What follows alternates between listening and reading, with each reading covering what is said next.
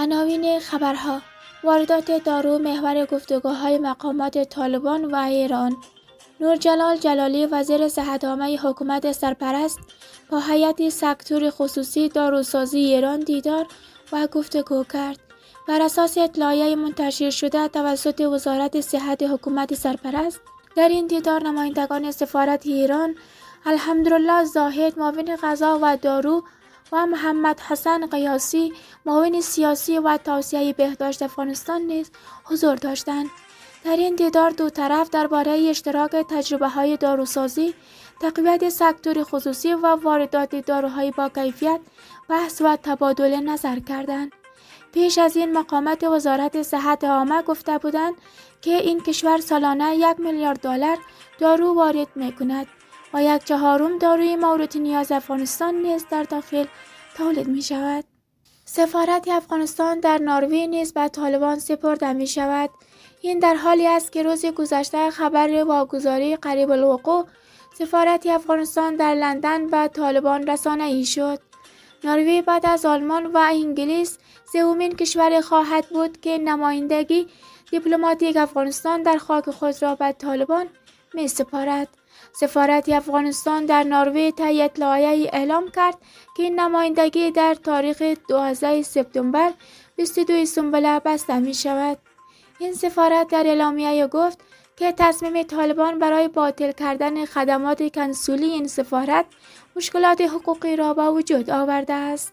احمدضیا مسعود: جامعه جهانی از مقاومت ضد طالبانی پشتیبانی نمی کند.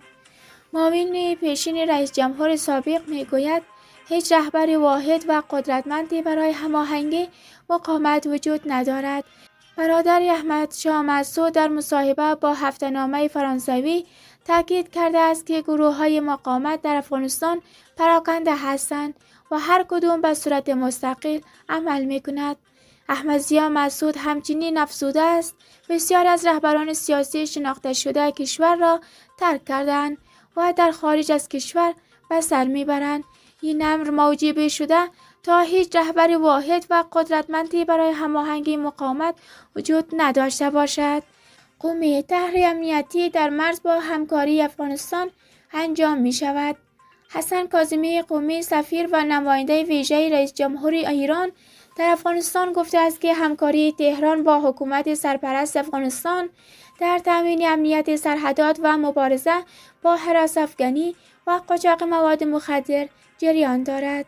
سفیر و نماینده ویژه رئیس جمهور ایران در افغانستان در این باره افزوده است ستاد کل نیروهای مسلح با کمک سپاه پاسداران و ارتش جمهوری اسلامی ایران طرح انسداد فیزیکی مرز با افغانستان و پاکستان را آغاز کرده است.